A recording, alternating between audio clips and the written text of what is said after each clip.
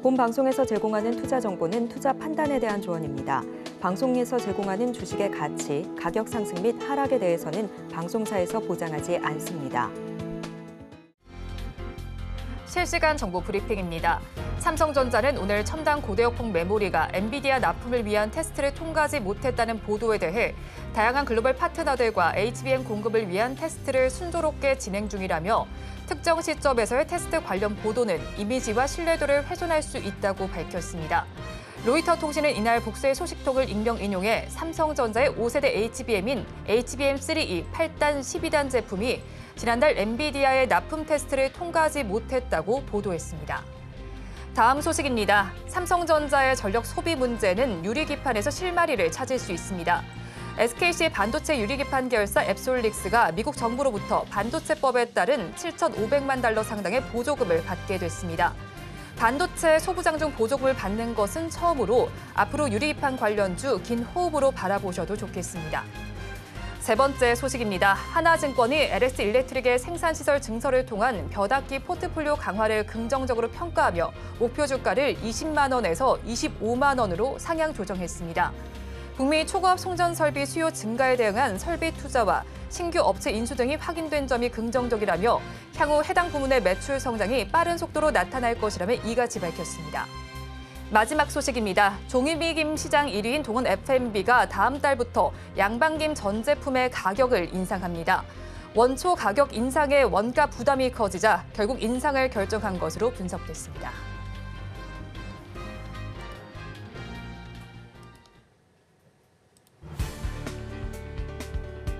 오늘장 내일장 일부 이 시각 시황으로 문 열겠습니다.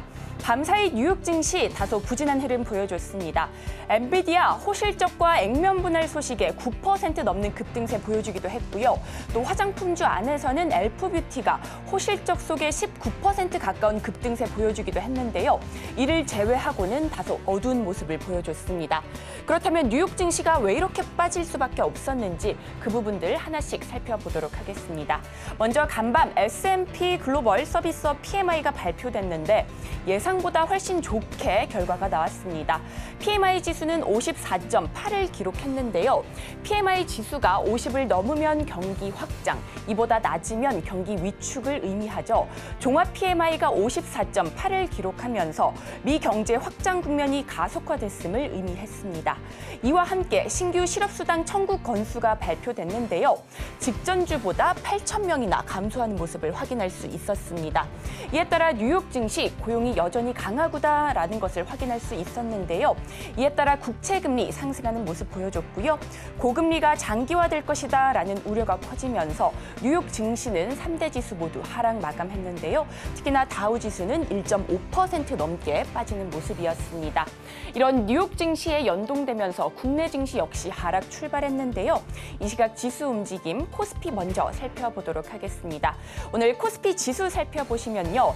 1% 하락으로 출발했는데요.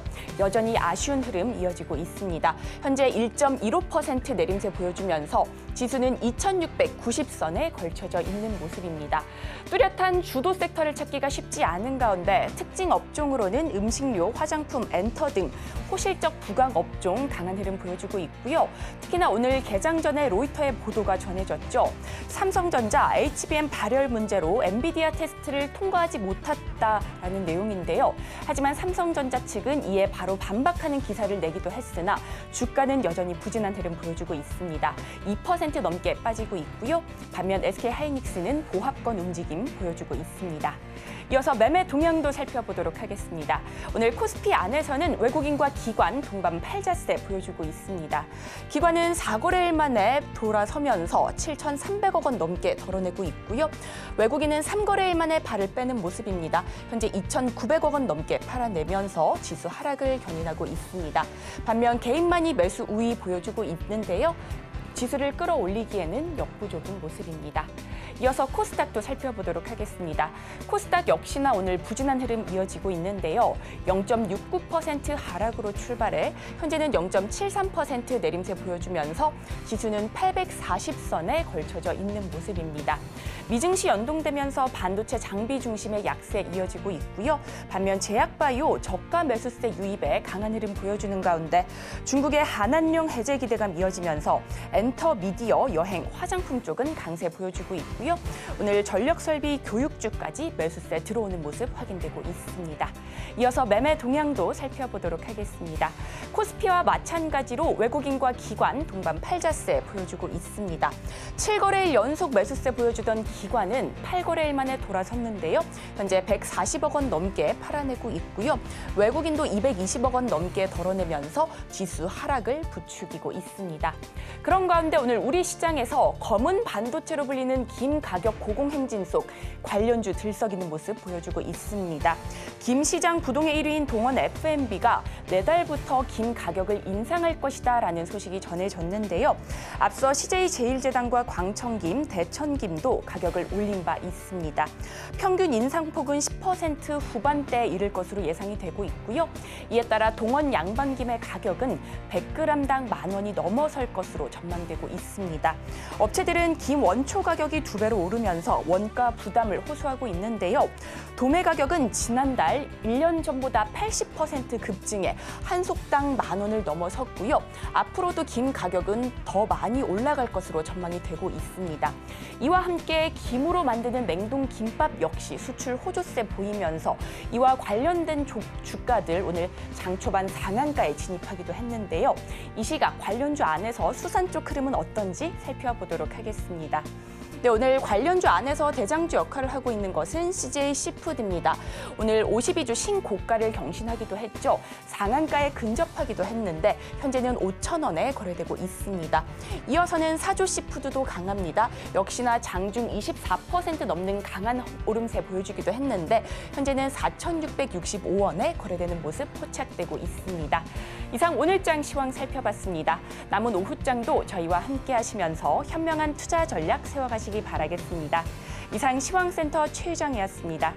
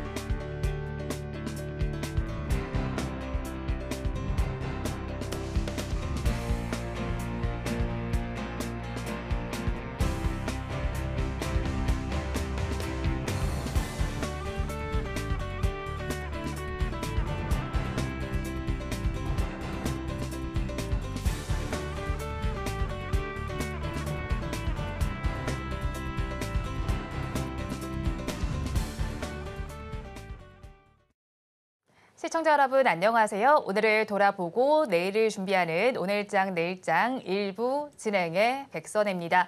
신규 실업상 청구 건수가 간밤에 발표됐습니다. 줄어든 것으로 나타나면서 노동시장 과열이 아직까지는 식지 않음을 나타냈고요. PMI 역시도 경기 확장 국면에 있음을 시사를 했습니다. 자, 이렇게 된다면 금리 인하 시점이 가깝지는 않을 것이다를 저희는 판단을 해볼 수가 있겠는데요. 연준 인사들의 매파적인 발언도 있었던 가운데 우리 시장 이 영향을 받으면서 하락세를 보이고 있습니다. 하지만 거기에 삼성전자의 영향도 큰 상황입니다. 삼성전자도 크게 빠지고 있으면서 코스피 지수의 하락을 이끌고 있고요. 양대 시장 모두에서는 하락하는 종목 수가 더 많이 집계가 되고 있습니다. 주말을 앞두고 관망 심리도 나타나고 있는 시장입니다. 이런 시장 어떻게 대응하면 좋을지 저희 방송 통해서 풀어드리도록 하겠습니다. 저희 방송은 유튜브를 통해서도 보실 수 있습니다. 유튜브 검색창에 서울경제TV라고 검색하시면 저희 방송과 함께 하실 수 있으니까요. 많이 참여해 주시기 바랍니다. 5월 24일 금요일입니다. 오늘장 내일장 일부 본격적으로 출발합니다.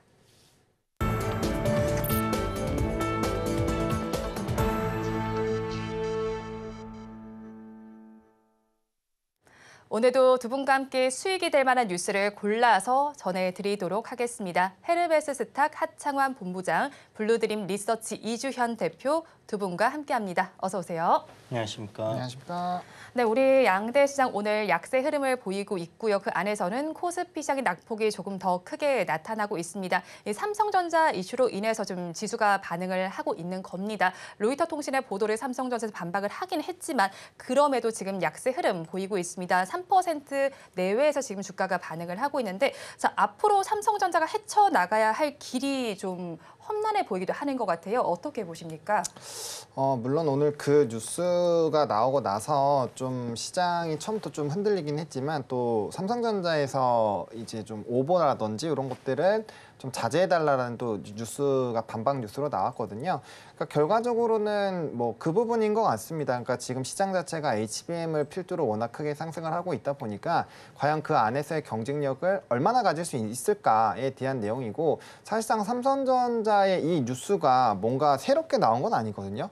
기본적으로 이제 수장도 바뀌고 하면서 쉽지 않았다라는 것들은 좀 시장에서 어느 정도 좀 감을 잡고 있었던 상황인데 이게 또 기사 자체가 워낙 자극적으로 나오다 보니까 거기에서 좀 수급 이탈이 나오고 있다라고 보시면 될 것 같습니다. 근데 만약에 HBM 쪽에 대한 수요가 초과 수요가 이제 젠슨항이 콩콜에서 얘기를 했죠. 좀 초과 수요가 유지가 될 거라고 얘기를 했고 그러면 이제 많은 기업들이 또 HBM 쪽으로 진행을 할 텐데 수요일단에서의 문제가 뭐 아직 뭐 100% 이렇게 되는 건 아니잖아요. 그러다 보니까 그쪽을 집중하게 되면 기존의 디램이나 뭐 낸드 쪽에서의 이런 수요일 부분에서의 이슈가 있기 때문에 오히려 생산량이 감소하면서 가격은 올라갈 수 있는 스토리로 진행이 되고 있거든요. 그렇게 됐을 때 지금 현재 시점에서 HBM이 가지고 있는 전체 매출의 비중은 아직은 크지 않잖아요. 네. 엔비디아 같은 경우는 뭐 그걸 다 하니까 그렇다고 하지만 나머지 부분에서는 아직 그렇게 크지 않기 때문에 레거시 쪽에서의 비중이 높은 쪽에서의 분명 반등 기조가 나올 거거든요. 그리고 삼성전자가 만약에 그 뭐 지금 발열이라든지 이런 게 잡기 힘들다라는 얘기가 많이 나오고 있는데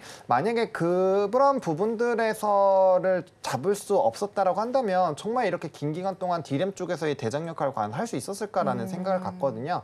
그렇기 때문에 너무 그런 부분에서의 조금 지연이라든지 뭐 사실 과거에 뭐 TSMC와의 좀 일부 이슈가 좀 있어서 소송권에서 TSMC가 좀 독박을 쓰는 그런 이슈도 있었고 그러다 보니까 약간은 좀 부정적으로 흐름들이 나타날 수는 있겠지만 제가 봤을 때 뭐 기술력이 아예 부족해서 아예 이쪽을 뭐 거의 넘보지도 못할 수준이다. 막 이렇게 해석하는 건 좀 아니다라고 보고 있거든요. 그래서 시장에서 물론 기대한 만큼 빠르게 진행은 안 되고 있지만 결과적으로는 그런 시장에서의 또 점유율을 확대를 할 거라고 보고 있기 때문에 만약에 저와 비슷하게 이제 레거시에 대한 흐름들만 지금 수출 데이터 굉장히 좋아지고 있으니까 레거시 부분에서의 좀 긍정 기조를 본다라고 한다면 현재 시점보다는 조금 더 눌림 현상이 나왔을 때 이제 분할 매수 관점으로 보시면 될 것 같고요. 제가 봤을 때는 72,000원에서 75,000원 라인까지 이 박스권 안에서의 흐름들을 좀 보시면 좋을 것 같고 만약에 72,000원까지 만약에 빠진다 그러면 저는 굉장히 공격적으로 삼성전자를 모아가도 된다라는 생각이 들거든요. 물론 8만 원 이하에서는 다 좋은 기회라고 생각을 하지만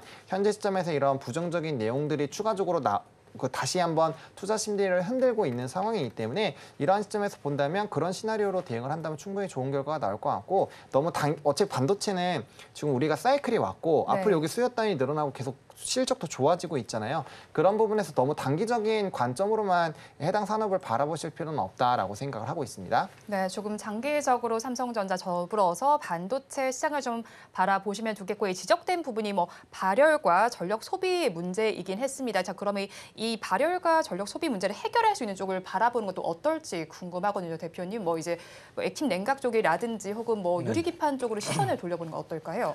아무래도 이제 그렇게 할 수밖에 없겠죠. 이제 클럭수를 이제 보통 속도를 높이기 위해서는 전력을 많이 주입을 하면 그 속도가 납니다. 대신에 이제 문제가 바로 발열이라는 그런 부분인데요. 이번에 이제 문제가 된 부분을 뭐 해소하는 부분에 있어서도 결국은 기판 쪽이 유리기판으로 바뀐다면 기존에 이제 사용하는 전력도 충분히 이제 줄일 수 있는 부분이고요. 그에 따른 발열 문제도 당연히 해결을 할 수 있다라고 볼 수 있습니다. 그래서 유리기판이라는 부분이 뭐 지난번에도 계속 말씀을 드렸었지만 시대의 흐름에 지금 뭐 이렇게 거스를 수 없는 하나의 물줄기다라고 봐야 되는 부분이거든요. 네. 지금 엔비디아 실적 보신 분들 아시겠지만 이익률이 70%가 넘어가지 않습니까? 그만큼의 이제 고부가 가치의 상품과 많은 마진을 남기는 그런 사업인데 이 부분에 있어서 더 좋은 효율과 더 좋은 성능을 낼 수 있는 어떤 부분들을 채택함에 있어서 가격적인 요인들은 제가 봤을 때 크게 지금은 문제되는 그런 상황은 아니라고 생각이 들고요.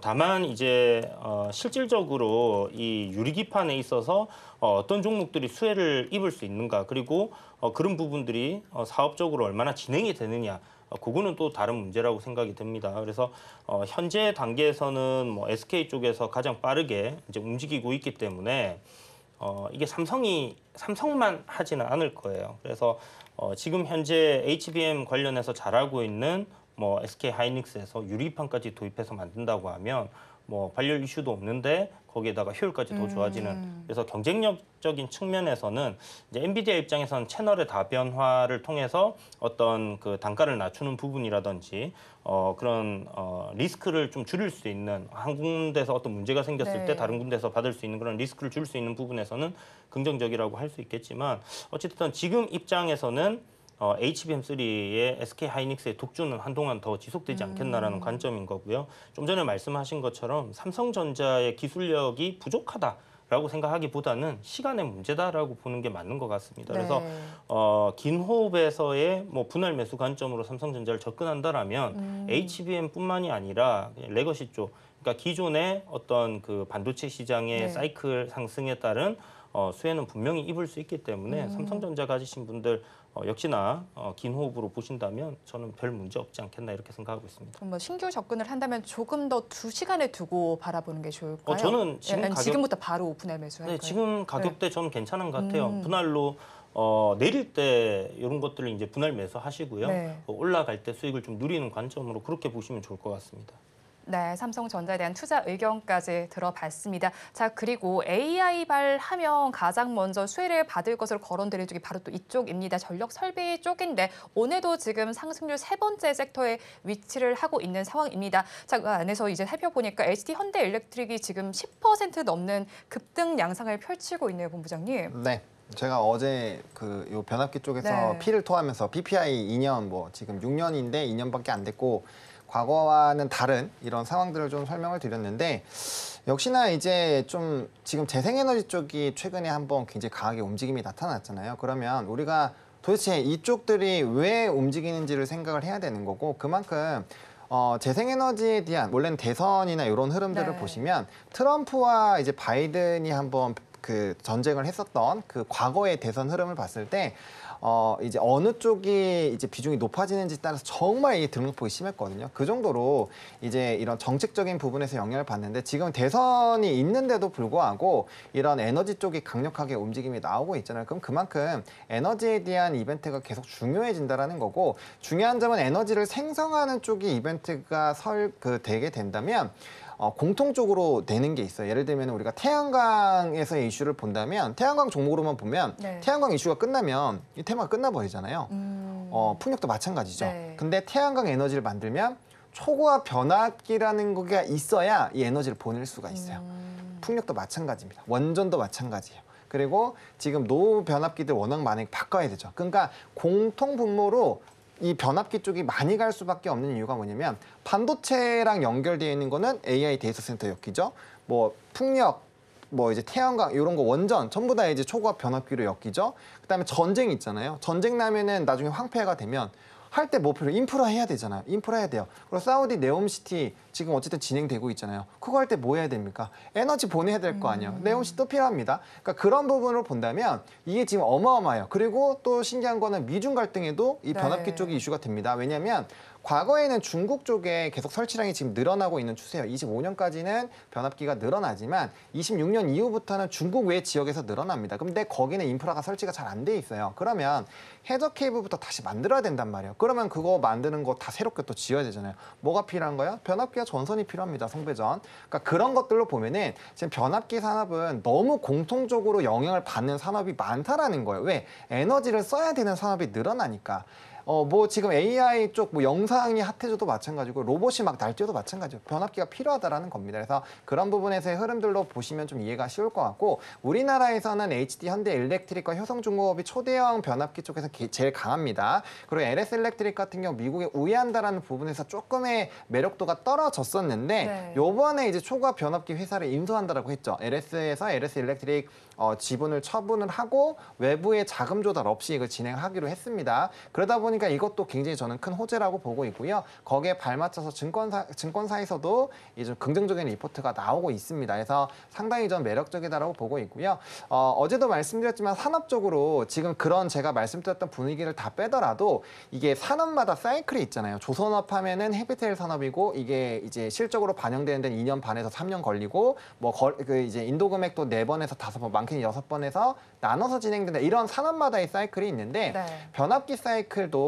이제 10년, 15년 만에 온 거고 과거일 때마다 한 6년 이상씩은 올랐거든요. 그렇게 된다라고 한다면 지금 과연 이 상황이 주가는 물론 많이 올랐습니다. 하지만 네. 이게 끝났다라고 보기에는 어렵다라고 생각을 하고 있다라고 계속 강조를 드리고 있고요. 또 이제 PER 수준도 주가가 이렇게 많이 올라와서 드디어 이제 HD 현대일렉트릭은 이 틈과 유사한 흐름까지 올라왔고요. LS 일렉트릭 아직 23배입니다. 그래서 아직 한참 룸이 남아있는 상황이고 효성중공업은 더 낮아요. 그러니까 아직 우리 변압기 안에서는 이런 밸류적으로 봤을 때 충분히 접근할 수 있는 룸이 있다라고 보시면 될 것 같고요. 전선 쪽은 해저 케이블이나 이런 쪽은 저는 계속 좋을 거라고 생각을 합니다. 물론 그쪽 안에서 대장은 자주 강조드렸던 LS와 LS 일렉트릭이 될 텐데 문제는 이제 전선 쪽이 변압기는 넘버가 찍히면서 올라왔기 때문에 네. 사실상 밸류상으로 그렇게 비싸다라는 평가를 받지 않는데 전선 같은 경우는 일부 기업은 실적이 굉장히 좋아졌지만 나머지는 실적이 그렇게 많이 말아올리진 않았는데 이 변압기 쪽이 워낙 좋아지니까 후 사이클로 오는 전선 쪽에서의 대거 이제 급등들이 나왔거든요. 그렇기 때문에 실적은 변화가 별로 없는데 가격적인 올라온 부분에서는 PR 수준이 상당히 예상보다는 좀 비싸다라는 평가를 받을 수가 있거든요. 그래서 그런 방향에서 약간 글로벌 피어 그룹 대비했을 때는 많이 고평가가 되어 있다. 거의 50% 이상 고평가가 되어 있다고 산업 리포트나 이제 개별적인 리포트를 보면 많이 나와 있거든요. 그렇기 때문에 그런 부분에서의 이격 부분과 또 주봉상에서의 이런 이격 부분들을 잘 체크하시면서 쫓아가실 필요가 있겠다 정도로 좀 정리 드리겠습니다. 네, 변압기 섹터에 대한 전반적인 의견을 들어봤고요. 앞으로도 좀 바라볼 룸이 있을 것 같습니다. 그리고 에너지 문제는 요즘 시장에서 계속 화두가 되고 있습니다. 그런데 이제 변압기 쪽 말씀을 해주셨는데 이번에 좀 태양광 쪽으로 넘어가서 이야기를 해볼까 합니다. 사실 네. 미국이 중국을 견제하는 부분 태양광 쪽도 있습니다. 반사수혜를 얻을 것으로도 기대가 되고 있는데 저희는 그럼 어떤 종목을 조금 더 집중적으로 바라볼까요, 대표님? 네, 뭐 국내에서 이제 우리가 미국이 중국의 어떤 패널 수입하는 부분에 관세 100% 뭐 매기겠다 뭐 이야기들이 많습니다. 네. 그런데 거기서 가장 수혜를 입을 수 있는 거는 하나큐셀이에요.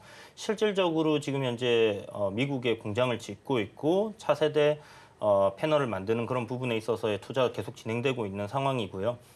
북미 시장 1위 업체다라고 보시면 됩니다. 태양광 쪽에서. 그런데 이제 그동안에 이제 실적이 좀 좋지 못했던 부분은 결국 저가의 중국산 패널 때문에 힘을 못 쓰고 있던 그런 상황이라고 본다면 미국에 공장을 짓고 미국인을 고용하고 있는 그런 기업들의 이익을 미국에서 대변을 하지 않을 수가 없겠죠. 그래서 이번에 이제 하나큐셀에서 이제 미국에다가 이제 그런 부분 상무부에다가 이제 얘기를 했고 그게 네. 이제 받아들여진 그런 상황이다라고 보시면 좋을 것 같고요.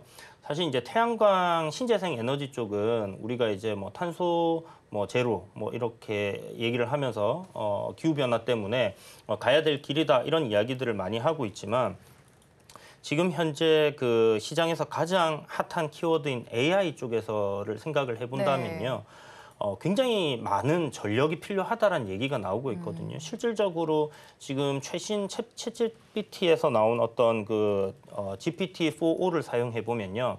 한 20분 정도 대화를 나누면 네. 한 2시간 정도 사용을 못 합니다. 리밋을 걸어놨어요. 그 이유인 즉슨 트래픽이 과도하게 발생을 하게 되면 지금 설비가 따라가질 못한다는 거거든요.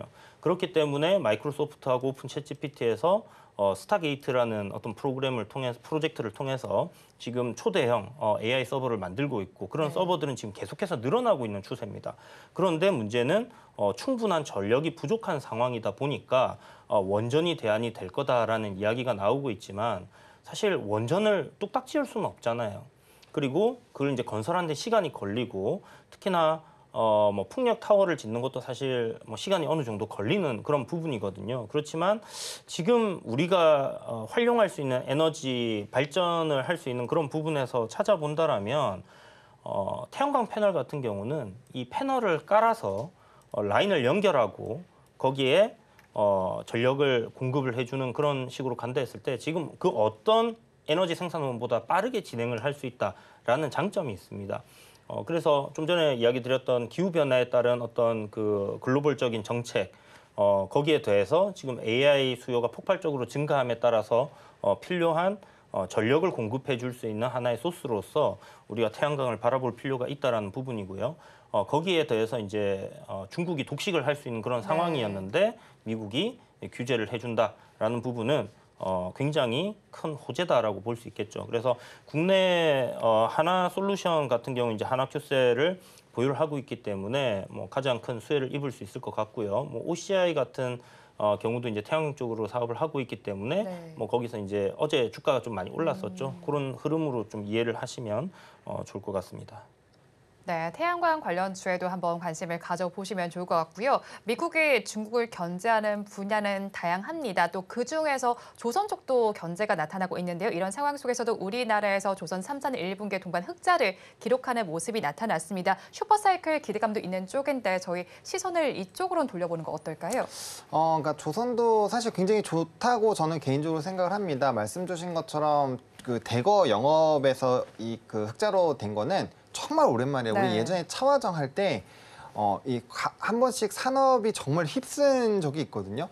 그 월봉으로 보시면 조선주가 이렇게까지 높았다고? 아마 이제 오래 투자하셨던 분들은 다들 아실 거예요. 뭐 코로나 때 접근하신 분들은 에이 조선주 저 밑바닥에 박혀 있는 거지 하겠지만 월봉이나 연봉 보시면 이렇게 놀라실 거거든요. 그만큼 핫했었던 산업이고 이게 이제 그 대형으로 사이클이 왔다라는 거는 저는 굉장히 큰 의미가 있다고 봅니다. 이미 조선업에서 얘기할 때는 24년, 5년 얘기 안 해요. 26년, 27년의 사이클을 이미 얘기하고 있거든요. 거기에 대한 슬롯이 이미 벌써 거의 다 찼다. 뭐 이런 네. 얘기들이 나오고 있고 모잠비크랑 카타르에서 나오는 이런 산업적인 내용들이 굉장히 중장기 사이클로 이미 만들어져 있습니다. 근데 요 이제 조선업에서의 사이클이 나오게 된 거고 결국에는 환경적인 부분이거든요. 그 트리거 첫 스타트가 어디서 끊었냐면은 국제해사기구라고 하죠. IMO에서 2020년 때 환경 규제를 시작을 했습니다. 그때부터 이제 조선업들이 다시 조금씩 살아나기 시작을 했고요. 앞서서도 말씀드렸지만 이제 산업마다 사이클이 있는데 조선은 최소 3년이거든요.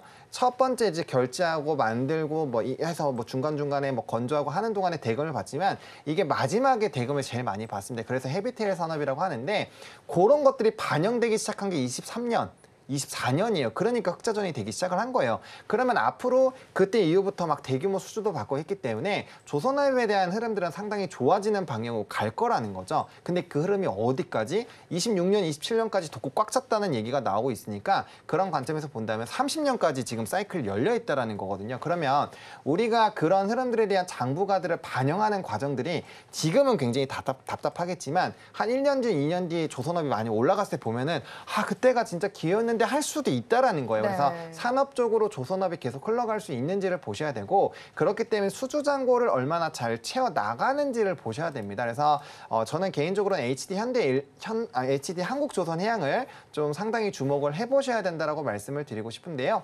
조선업 중에서도 가장 최신의 시설을 가지고 있고 생산량이 크게 나타나고 있고 태풍이 오더라도 궤도에 없기 때문에 피해를 거의 받지 않는 현대 3호중공업이라는 그런 이제 조선이 있는데 요거를 투자하기 위해서는 지주회사, 중간 지주회사 격인 HD 한국조선해양을 살 수밖에 없습니다. 상장이 안 돼 있어요.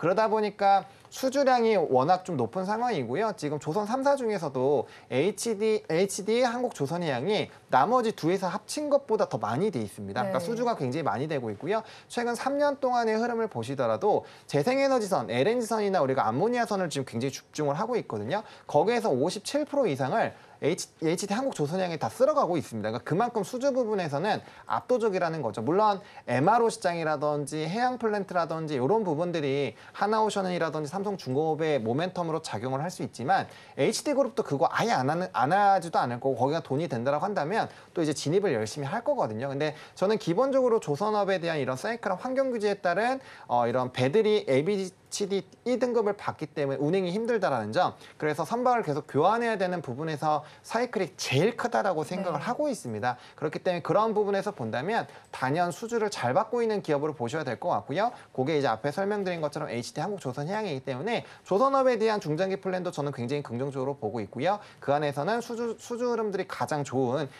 이 HD 한국조선해양을 보시면 될 것 같다. 그리고 이제 이 조선업이 빅사이클이 되면은 기자재 쪽이 먼저 움직입니다. 네. 왜냐하면 이제 조선업 같은 경우는 대금을 나중에 받긴 하지만 요 기자재 같은 경우 선제적으로 받아요. 그래서 사이클이 좀 빠르거든요. 그래서 그런 부분에서 조선 기자재가 먼저 슈팅이 나오고 조선업이 움직이는 그런 흐름들이 나타날 거기 때문에 이런 순환매 흐름에서의 포인트도 잡아가시면 좋을 것 같습니다. 네, 조선 기자재 먼저 조선, 그 뒤에 바라보시면 좋을 것 같습니다. 자, 그리고 오늘 시장에서 살펴보면요. 수산 섹터의 상승도 눈에 띄고 있습니다. 김 가격이 거의 한 묶음에 10,000원까지 올라간다는 소식도 전해지고 있고요.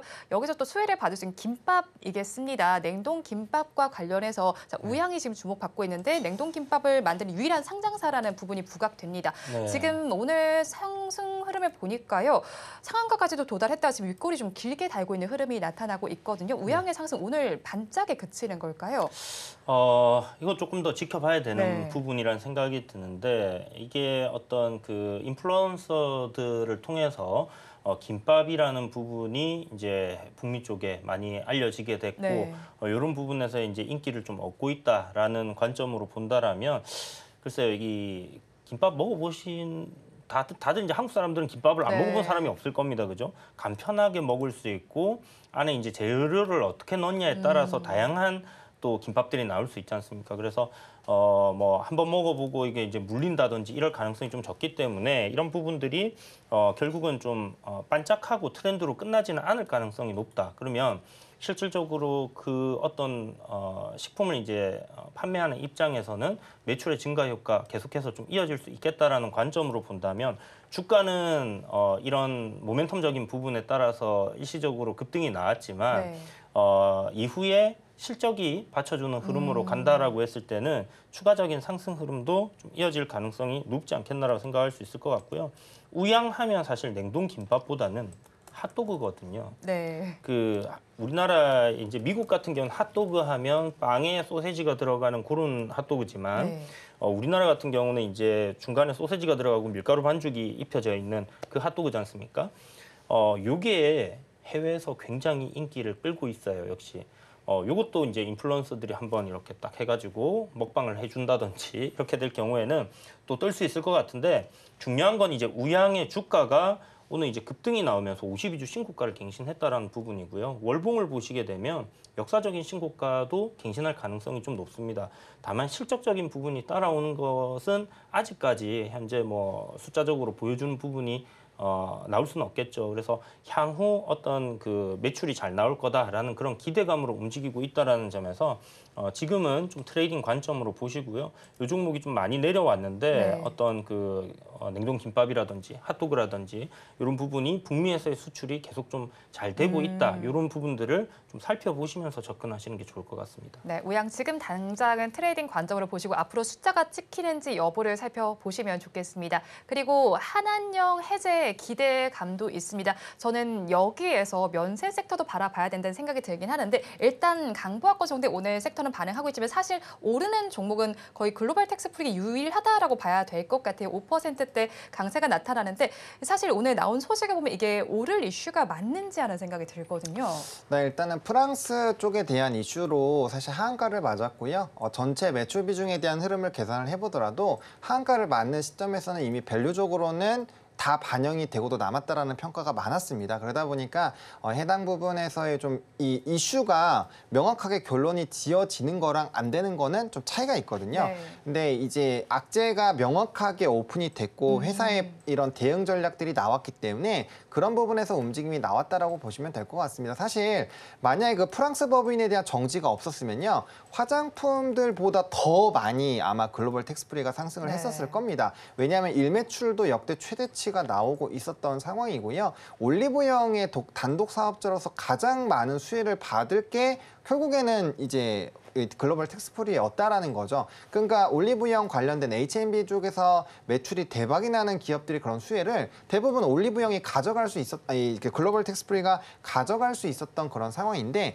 그 흐름이 프랑스 관련된 이벤트 때문에 좀 눌렸다라고 보시면 될 것 같습니다. 근데 어쨌든 그 부분에서의 명확한 결과치가 나왔다라고 보시면 될 것 같고요. 그다음에 이게 최대 정지할 수 있는 기간이 12개월입니다. 그리고 이제 만약에라도 회사가 굉장히 이거 거래 재개를 하기 위해서 노력을 하고 있는 상황인데 그게 이슈가 딱 오케이가 되면은 바로 그게 또 재개가 돼요. 그러니까 뭔가 지연이 있거나 하는 건 아니기 때문에 프랑스 올림픽도 있고 앞으로 모멘텀이 있는 상황이기 때문에 만약에 그 안에까지 회복이 된다라는 관점으로 그리고 회사가 굉장히 강력 대응을 하고 있기 때문에 거기에서의 좀 긍정적인 흐름으로 진행이 된다라고 한다면 충분히 주가에 대한 반등은 나올 수 있지 않을까라고 생각을 하고 있습니다. 네, 앞으로의 주가 반등 흐름도 살펴보시면 좋겠고요. 마지막으로 알테오젠까지 좀 살펴보겠습니다. 최근에 제약 바이오에서는 그다지 썩 좋은 소식이 들려오는 것 같지는 않습니다. 역시나 이번에 알테오젠도 임상 3상 실패 소식이 들려오긴 했는데 주가는 오히려 상승으로 반응을 하고 있습니다. 이런 현상 어떻게 해석해 볼까요? 네, 이제 그 임상 3상 실패 이야기가 나온 게 사실 이제 알테오젠 관련된 이슈가 아니라 그 키트루다 SC 그러니까 이제 이게 면역 항암제라는 네. 면역 항암제로 이제 쓰는 약인데요. 기존에 이제 이 약을 투여받을 때 IB라고 해서 이렇게 닌 걸로 우리가 이제 이렇게 수액을 통해서 이렇게 몸에 주입을 하는데 머크사에서도 이 SC형이라고 하죠. 네. SC 제형이라고 하는데 이제 주사 형태라고 보시면 좋을 것 같아요. 그래서 IB를 맞는 부분을 이제 주사로 하면 시간도 단축되고 간편하게 맞을 수 있고 하는 그런 부분 때문에 이쪽으로 이제 진행이 많이 되어 왔는데 머크사에서 진행을 하면서 이번에 이제 한 300명 넘는 어떤 임상 시험 3상에서 했는데 그게 117명인가가 돌아가셨습니다. 한마디로 이게 좀 그들이 머크사에서 자체적으로 개발한 어떤 그 키트루다 SC 제형에서는 실패를 했다라고 봐야 되는 부분이고요. 오히려 이 부분이 알테오젠에게는 긍정적인 뉴스가 된 거죠. 왜냐하면 알테오젠의 기술력이 없이는 이 SC 제형으로 성공하기 힘들다라는 네. 게 이제 밝혀진 부분이기 때문에 그렇다라고 보시면 좋을 것 같고요. 뭐 그것 때문인지 몰라도 오늘 주가가 좀 반등을 해주고 있는 그런 상황이고. 이 SC 제형이 지금 글로벌 어떤 뭐 판매량에서 1위를 보이는 면역 항암제 쪽에서는 1위를 하고 있는 그런 약이기 네. 때문에 IB죠. 키트루다 같은 경우. 그래서 이게 SC 제형으로 바뀌게 되면 병원에서도 맞을 수 있겠지만 우리가 그 인슐린 분비가 안 되는 분들 있지 않습니까? 네. 그 당뇨 환자들 같은 경우는 자체적으로 네, 주사를 스스로, 네. 놓잖아요. 그런 식으로도 이제 판매가 될 가능성이 높아지거든요. 그러면 현재보다도 훨씬 더 많은 매출들을 낼 수 있는 그런 상황으로 발전할 수 있을 거고요. 알테오젠이 이번에 머크사가 독점적인 계약을 하면서 체결한 내용들을 보면 거기에 이제 로열티를 받는 부분들을 넣어놨단 말이죠. 그래서 이게 판매가 잘 되면 잘 될수록 굉장히 좋은 로열티들을 계속해서 받을 수 있다라는 관점에서 알테오젠의 주가는 뭐 여기서 끝나지 않을 가능성이 굉장히 높다 이렇게 보시면 좋을 것 같고 이 키트루다 말고 뭐 ADC 제형 관련된 뭐 어떤 약인지는 저도 정확하게는 알 수가 없지만 또 이것도 하나의 또 새로운 먹거리로 이렇게 지금 자리를 잡고 있는 상황이기 때문에 뭐 기존 어떤 모멘텀 그리고 향후 나오는 모멘텀까지 긍정적인 내용들이 굉장히 많다라는 점에서 알테오젠 같은 경우 지금 뭐 HLB에서 조금 안 좋은 이슈가 있어서 제약바이오 섹터들에 좀 찬물이 얹어졌지만 좋은 주가 흐름은 계속 볼 가능성이 높고요. 어제 미증시를 보면 엔비디아 혼자 올랐다 이렇게 생각할 수 있는데 제약바이오 섹터들이 또 올랐습니다. 화이자라든지 우리 이제 비만 치료제 만드는 회사들이라든지 이런 것들 다 올랐기 때문에 제약바이오 섹터는 뭐 글로벌적으로 계속해서 우상향을 좀 이어가고 있는 그런 상황이고 또 이달 말에 암학회 일정까지 잡혀 있기 때문에 계속해서 좀 주의 예시해 보면 좋을 것 같습니다. 네, 제약바이오 섹터의 분위기 변모될지도 한번 살펴보시면 좋겠습니다. 이어서 원픽 섹터 알아보겠습니다. 오늘 두 분 모두 LS 그룹주에서 가지고 오셨더라고요. 먼저 본부장님의 종목부터 보겠습니다. LS 일렉트릭인데 증권가에서 목표 주가 상향하는 리포트가 나왔죠. 맞습니다. LS 일렉트릭을 좀 선정을 했는데 앞서 말씀드렸던 것처럼 LS 그룹주가 저는 이제 토픽으로 자주 언급드리고 제가 이제 추천드리고 수익률 굉장히 많이 나왔을 거거든요. 근데 그럼에도 불구하고 지금 또 말씀을 드리는 이유가 이번에 새로운 기업을 인수를 하는데 그게 이제 초고압 그 변압기에 대한 회사를 또 인수를 합니다. 51% 지분으로 인수를 하고요.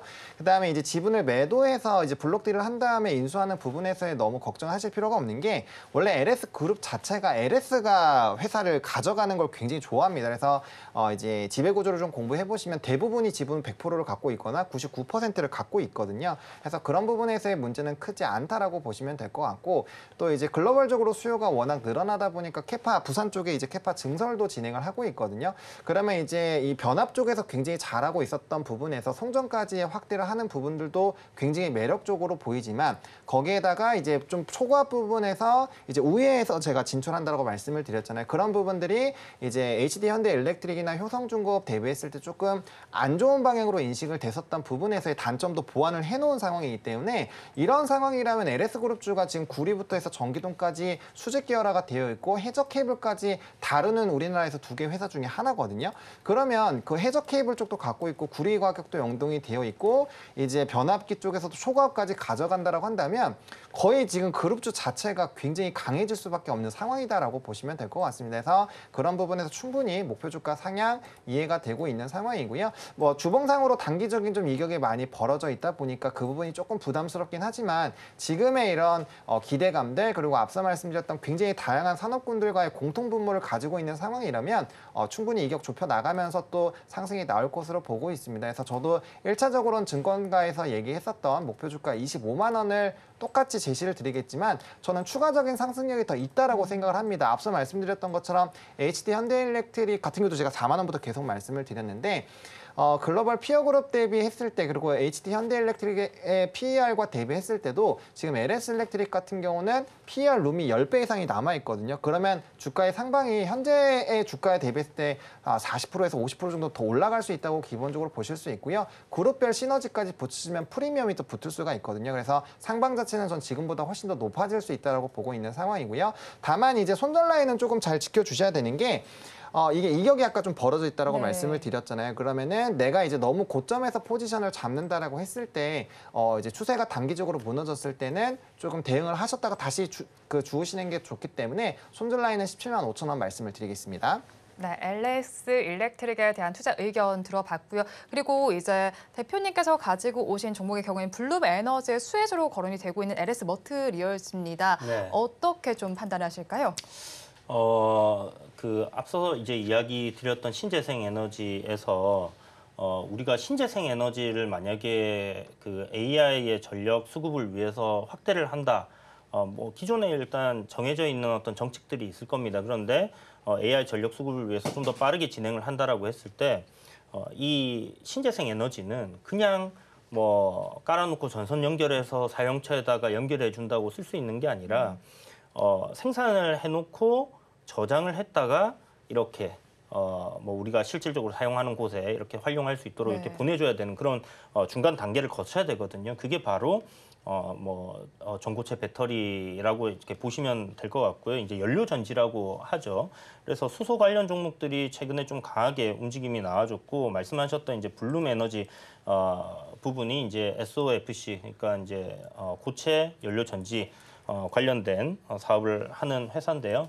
LS 머티리얼 같은 경우가 이제 이 블룸에다가 실질적으로 부품을 납품을 하고 있습니다. 이 고체 전류 그 SOFC를 이제 생산하기 위해서는 LNG라든지 이제 수소라든지 이런 부분들이 들어가야 되고 거기서 이제 발생하는 가스가 있어요. 그게 이제 유해 가스이기 때문에 요거를 이제 포집을 해준다든지 아니면 뭐 없애줄 수 있는 그런 부품들이 필요한데 네. LS 머티리얼스에서 이제 제공하는 그런 부품들이 바로 이 황화물을 없애주는 그런 작용을 하는 부분이다라고 생각하시면 되고 결국 필수적이라는 거죠. 그래서 필수적인 부품을 납품하는 기업이라는 부분에서 이제 부각이 되었고요. 이게 LS 머티리얼 이제 상장했을 때 아시겠지만 2차 전지 관련해서 워낙 뜨거운 이슈를 받았었고 어마어마한 상승을 상장 이후에 단기적으로 네. 보여줬습니다.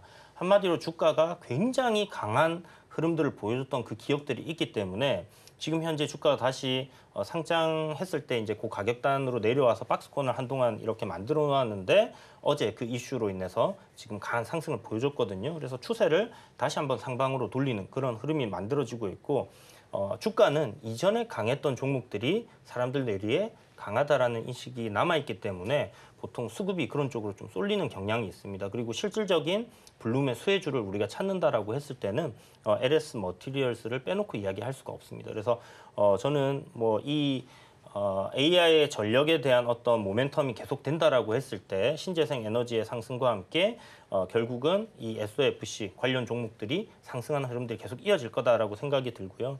굉장히 오랜만에 또 새롭게 만들어진 테마이기 때문에 이게 최소 뭐 한 달 정도는 움직임들이 네. 계속 이어지지 않겠나라는 관점에서 LS 머티리얼 대장주로 보고 좀 접근을 해보셔도 좋겠다라는 관점에서 준비를 했습니다. 네, 가격 전략 저희 어떻게 가져갈까요?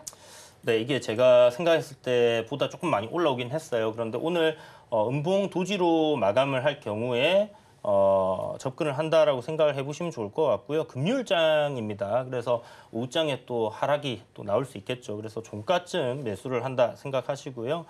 종가 매수 이야기 드리겠고 목표가는 일단 뭐 33,700원, 800원 한 요 구간까지는 상승이 나올 것 같고요. 역시나 어제 오늘 해서 이제 좀 이격이 많이 벌어져 있죠. 급등이 나왔기 때문에 손절만 잘 지키면 될 것 같습니다. 손절은 종가가 이제 어떻게 형성되냐에 따라서 어느 정도 폭을 가져가냐가 될 건데 28,500원 이탈하지 않는다면 굉장히 짧은 관점에서의 추세는 유지가 된다라고 보고 접근을 해보시면 좋을 것 같아요. 네, LS 머티리얼즈 원픽 종목으로 알아봤습니다. 두 분 말씀 고맙습니다.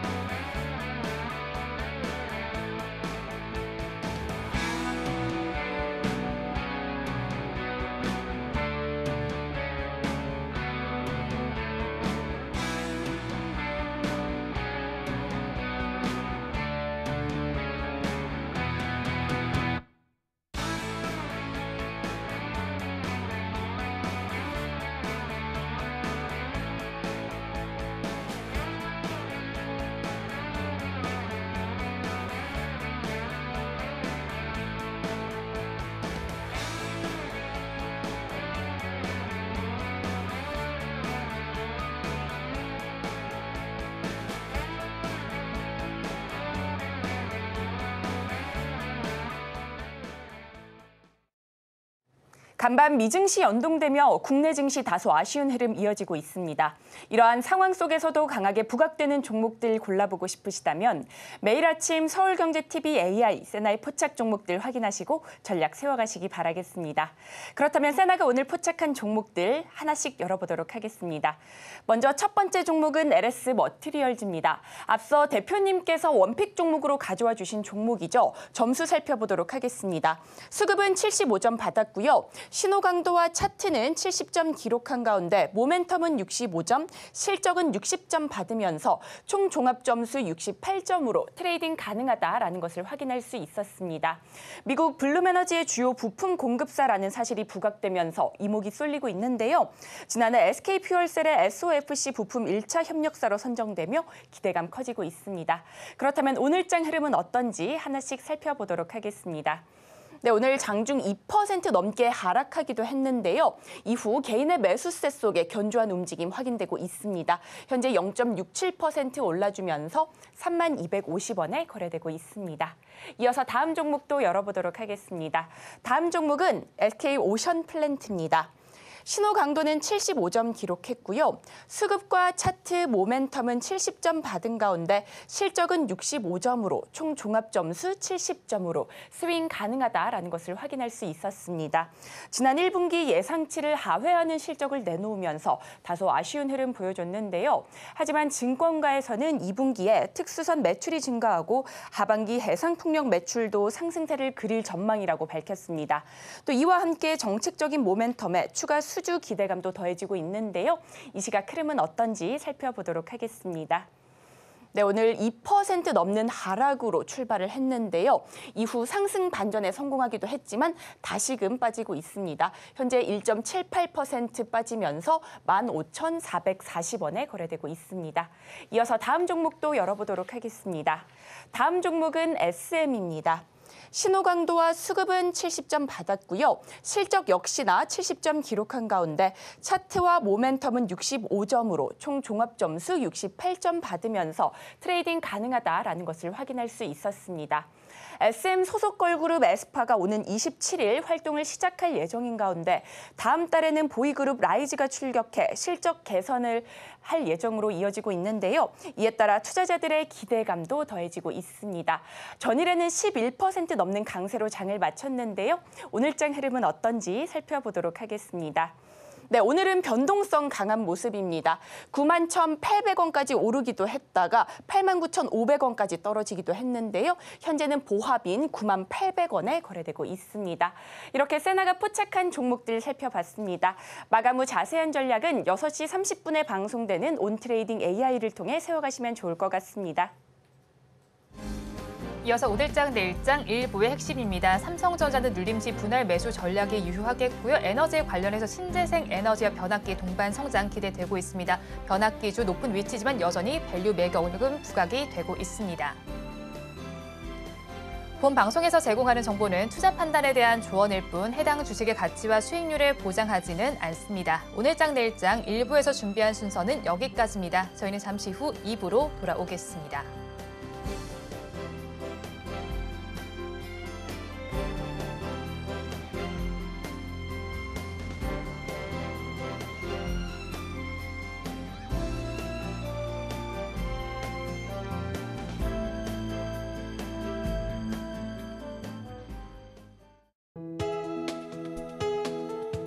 본 방송에서 제공하는 투자 정보는 투자 판단에 대한 조언입니다. 방송에서 제공하는 주식의 가치, 가격 상승 및 하락에 대해서는 방송사에서 보장하지 않습니다.